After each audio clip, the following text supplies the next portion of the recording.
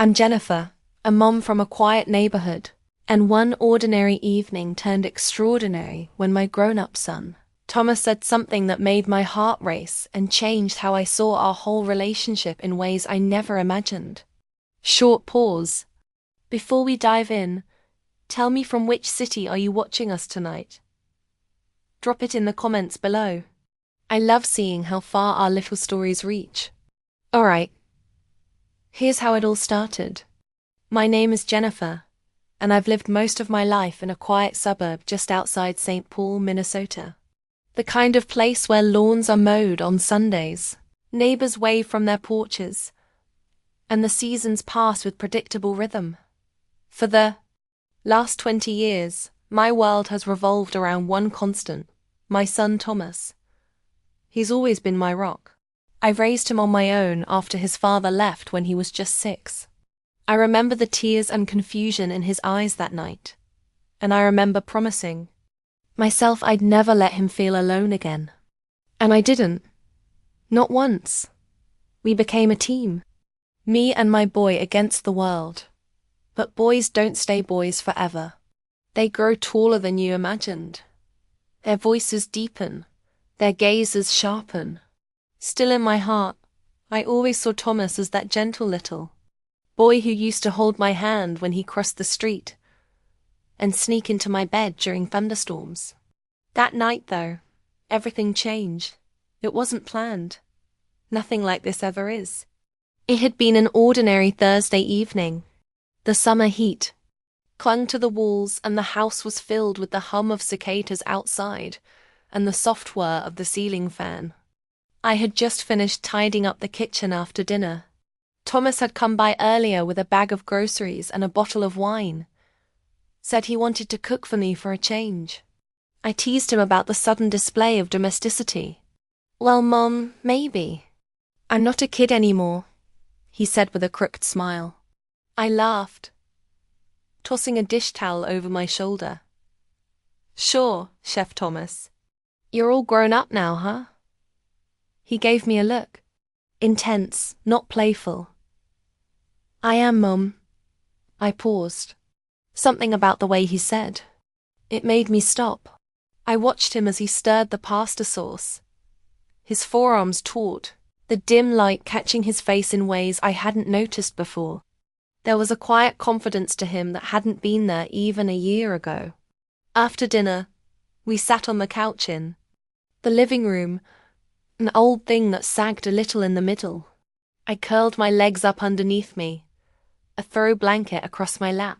He poured us each a glass of wine and sat next to me a little closer than usual.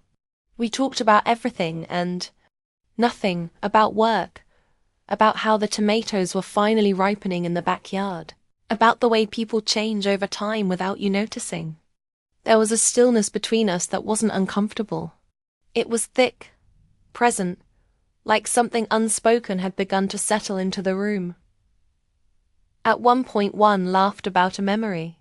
Him, 5 years old, covered head to toe in peanut butter, and he just looked at me again with that same unreadable look, like he saw something in me I didn't know was visible anymore. You still treat me like I'm that kid, Mom, he said quietly. I turned toward him, puzzled. What do you mean? I mean, he said, setting down his glass. I'm not that kid. I'm a man. I've seen things, felt things, learned how to listen, how to be patient. I'm not just your son anymore. I'm someone else too. Someone who sees you not just as Mom, but as Jennifer. I stared at him, my throat tightening a little. I wasn't sure what to say. For a moment, I felt naked in a way I hadn't in years. Not physically, but emotionally. Exposed. I don't know how to respond to that, I admitted. You don't have to. Just hear me. There was silence again. My hand rested on my knee, and I felt his fingers brush against mine. It wasn't abrupt or awkward. It was gentle, almost like a question. Thomas, I whispered. My heart was thudding now. Not from fear, but from confusion. Anticipation, maybe. "I've spent a long time trying to be what you needed," he said, his voice low. "Strong, dependable, but now I just want to know what you need. Not as a mom, as a woman." I swallowed hard. I had never imagined we'd ever have this kind of conversation. And yet, it didn't feel wrong. I searched for something in his eyes. Disrespect, immaturity, impulse. But I didn't find any of that. What I saw instead was calm, groundedness, a quiet understanding. We sat like that for a long time. Side by side, the air heavy and sweet. Outside, the porch light flickered and the night deepened. "I need to think," I finally said, barely above a whisper. "I know," he replied. "I just wanted you to know that I see you and I care." He stood slowly, gave my shoulder a light squeeze, and walked upstairs to the guest room. I stayed on the couch, my wine glass untouched, listening to the quiet creak of the house settling. The warmth of his words lingered far longer than his footsteps. I didn't sleep much that night. How could I? Something had shifted, and I wasn't sure yet where it would lead. But I knew deep down that the part of me I'd buried, the part that longed to be seen, cherished, had heard him loud and clear. And for the first time in years, I didn't feel alone. The next morning, I woke early. The sun had just begun casting golden lines through the blinds, painting the hardwood floors with that soft, sleepy warmth I used to love waking up to when Thomas was little. But today it felt different, like the morning was watching me instead of the other way around. I stood in the kitchen barefoot, pouring coffee into my favorite chipped mug, the one with faded roses on it. My hand trembled just slightly as I brought it to my lips. Every little sound, the refrigerator humming, the spoon clinking in the sink, felt magnified. And then I heard it, the soft creak of footsteps on the stairs. Thomas appeared in the doorway, shirtless, hair tousled from sleep, rubbing the back of his neck like he always did when he was nervous. He looked younger like that, and yet not. "Morning," he said gently. "Good morning," I replied, trying to steady my voice. I didn't know whether to act like last night had happened, or like it hadn't. He took a seat at the table, eyes on me. "Did you sleep at all?" "Barely," I admitted. "You same." There was a pause that hung between us, thick and humming like a live wire. I turned my back to him, busied myself with grabbing eggs from the fridge, even though I wasn't really hungry. "Mom, Jennifer," he said, testing the word. I turned around. Slowly, it sounded strange and tender all at once. Hearing my name like that from him. I meant what I said last night. I wasn't confused or playing with your emotions. I felt this way for a long time, but I didn't want to burden you. "Burden me?" I repeated, stunned. "Thomas, I'm your mother. You can tell me anything always." "I know," he said, standing up now. "But that's just it. You're my mother. Yes, but you're also a woman. A woman who spent her entire life taking care of others." Dad walked out. "I watched what that did to you. And since then, it's like you forgot you deserve more." His voice cracked just slightly at the end. He walked closer. Not too close, just enough that I could feel the heat radiating off him. There was nothing threatening about it. If anything, it was comforting, familiar in a way I couldn't name. "I don't want to make you uncomfortable," he said. "And I would never push you, but I also don't want to lie to you anymore. I look at you and I don't see just mom anymore. I see someone beautiful, strong, deserving, and I just want to be someone who gives back to you. Someone who sees you." I didn't know what to say. I was staring at him, searching for the right words, the right reaction. But my heart was beating so loudly I could barely hear my own thoughts. "I never let myself think about that," I said softly. "Not since, well, not For a long time. I always told myself I had to be strong, that my time had passed. Thomas smiled gently. It hasn't passed, Jennifer. It's just been waiting. His words stirred something in me I hadn't felt in decades. I was suddenly aware of the sunlight against my skin, the feeling of my robe falling just a little too loose at the collarbone, the heat in my chest, not from embarrassment, but from awakening. We stood there silent. He didn't move any closer. You let the silence stretch, unafraid of it. That patience thought that was what made it so different. He wasn't a boy looking for something impulsive. He was a man offering presence. I sat down at the kitchen table. My hands were shaking, but I didn't try to hide it. Thomas sat across from me, folding his arms, waiting. I don't know what to do with these feelings, I said. It feels like crossing a line, even if it's just thoughts. Then let's not rush, he said. Let's just sit with it. Explore what this means. I don't want to take anything from you. I want to give. The words echoed in my head long after they were spoken. I'd looked at him, really looked at the boy I raised, the man he became, the warmth in his eyes that wasn't demanding anything but offering everything. Later that day, we took a walk in the garden. I needed the air. The marigolds were in bloom, and the hydrangeas bowed under their own weight. He walked beside me, our arms brushing occasionally, but neither of us spoke much. At one point, I stopped to adjust the bird feeder hanging from the porch beam. It had come loose in the wind the night before. As I reached up, I felt his hand on my lower back. Not possessive, just steadying. You always do everything alone, he murmured behind me. I guess I've had to. Maybe it's time you don't have to anymore. I turned and faced him close enough to see the flecks of green in his hazel eyes. We stood like that, unmoving, until I broke into a nervous chuckle. I feel like a teenager again, I confessed. He smiled wide. Good, that's how you should feel. When the sun began to dip below the fence and the sky painted itself in purples and oranges, we sat on the porch steps, side by side. He reached out slowly, brushing a stray hair behind my ear. I didn't stop him. I'm not asking you for anything, he whispered. Just let yourself feel. That's all. And for the first time in years I did. The days that followed felt like walking through a dream. Not the kind that makes you question reality, but the kind where everything is heightened. The smell of coffee in the morning, the soft rustling of leaves outside, the way the air shifted when Thomas walked into a room.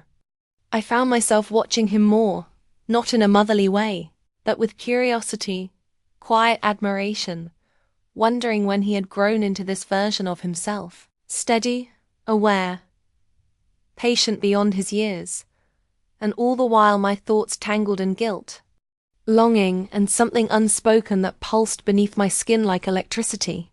It wasn't like I could talk to anyone about it. Who would understand? What would they say? That I'd lost my mind, that grief had twisted my sense of right and wrong. But it wasn't grief. It wasn't confusion. It wasn't even sudden. It was a slow realization that I had spent so many years giving myself away. There wasn't much left for me. And somehow Thomas saw that, not with pity, but with care.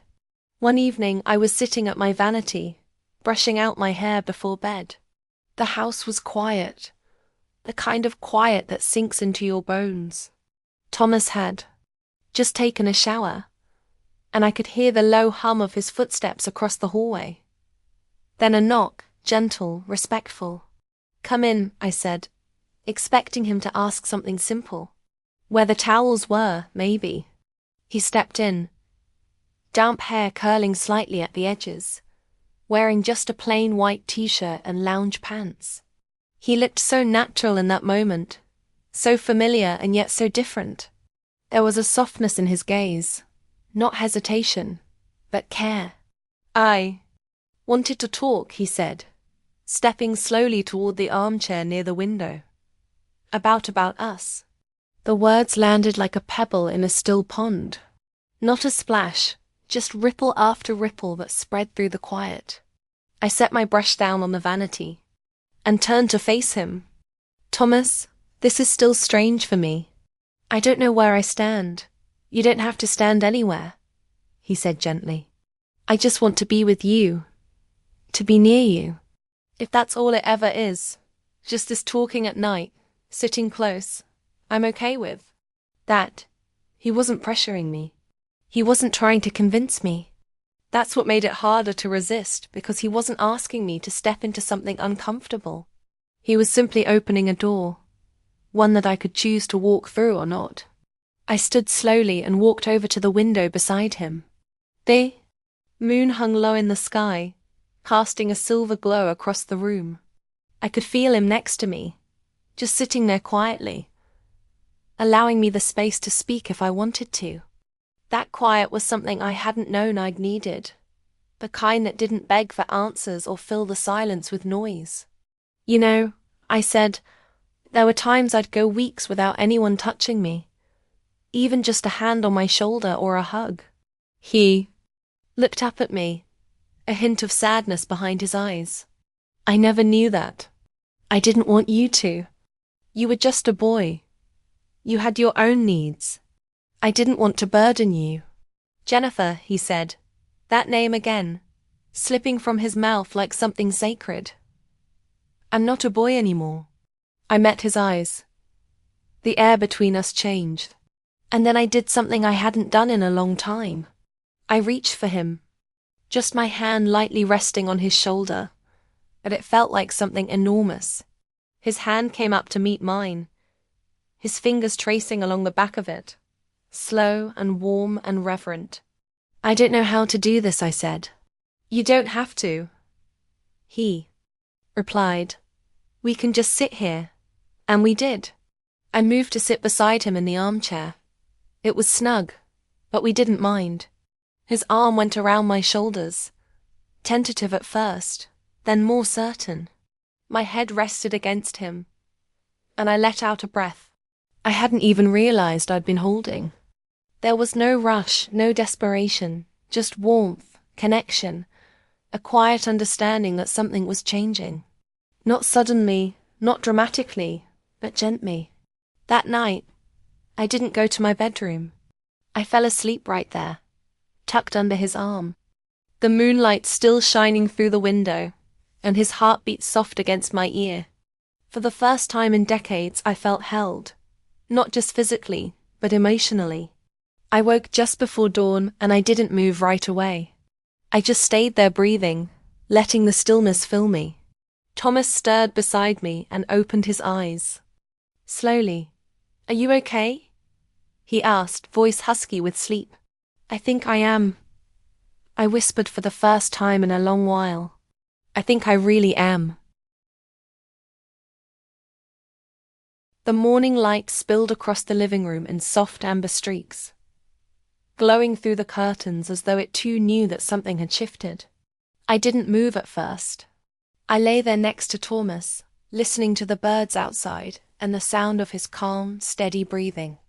For years, my life had revolved around tasks and responsibilities, grocery lists, bills, folding laundry late at night while old reruns played in the background. And in the silence of that moment, I realized just how long I had been surviving, instead of living. Thomas stirred beside me, his eyes opened slowly, meeting mine with a sleepy smile that looked so genuine it made my chest ache. Good morning, he murmured, his voice rough from sleep. Good morning, I said back, my voice quieter, more unsure. We stayed there for a few moments longer, unmoving, as if stepping away from that space would undo everything that had taken root in the last few days. But eventually I sat up and stretched, letting out a long breath. I should start some coffee, I said, brushing a hand through my hair. I'll help, he offered, rising to his feet beside me. In the kitchen, everything felt brighter, simpler. He leaned against the counter while I measured out the grounds, watching me with the kind of gaze that wasn't invasive, just present, attentive. I've been thinking, he said after a moment, about what's next. Next, I echoed. I don't mean something dramatic, he explained. I just mean us how we go forward. What this means for you, for both of us. I nodded slowly, appreciating the way he approached it. Not as a demand or a fantasy, but with consideration. I'm still figuring that out, I admitted. This wasn't something I ever expected, and it still feels strange sometimes. Like I'm holding my breath, waiting to feel wrong. He stepped closer, not touching me, but near enough that I felt his presence settle like a warm blanket over my shoulders. But do you feel wrong? He asked softly. No, I said. That's the thing. I don't. I just feel cautious, a little scared, but not wrong. He smiled faintly. Then that's all we need right now. After breakfast we went for a walk. The summer air had already begun to heat up, but under the shade of the big elm trees it was comfortable. We didn't talk much, just walk side by side, occasionally brushing hands. There was something healing about moving together like that, quiet, grounded. That afternoon, he helped me organize the garage. It had been on my to-do list for months, but I kept putting it off. We moved old boxes, laughed at forgotten keepsakes, and by the time we sat down for a late lunch, I felt lighter, not just in the space around me, but inside. As the sun set, we found ourselves on the back porch again, 2 glasses of wine between us, the distant hum of crickets filling the quiet. I want to ask you something, I said, turning to him. Anything. Do you think this, whatever this is something we should keep private just for us? He looked out at the garden for a moment before answering. I think the world might not understand, he said carefully. But that doesn't mean it's wrong. It just means it's ours. That answer felt right. We weren't hurting anyone. There was no deceit. Just a deep human connection that had grown out of years of trust, closeness, and love, even if it had taken an unexpected turn. That night, as we settled in again, this time in my room, slow, natural, with no lines crossed too quickly, I let myself be held, truly held. His touch wasn't possessive. It wasn't demanding. It was quiet, respectful, and full of something that felt sacred. We didn't rush into anything physical. That wasn't what this was about. It was about permission. The permission to be seen, to be touched with care, to be loved, not just for what I'd given, but for who I still was. We fell asleep like that, tangled gently in each other's arms. The sound of the night, a lullaby in the distance. And for the first time in what felt like a lifetime, I didn't feel like someone's leftover story. I felt like the beginning of a new,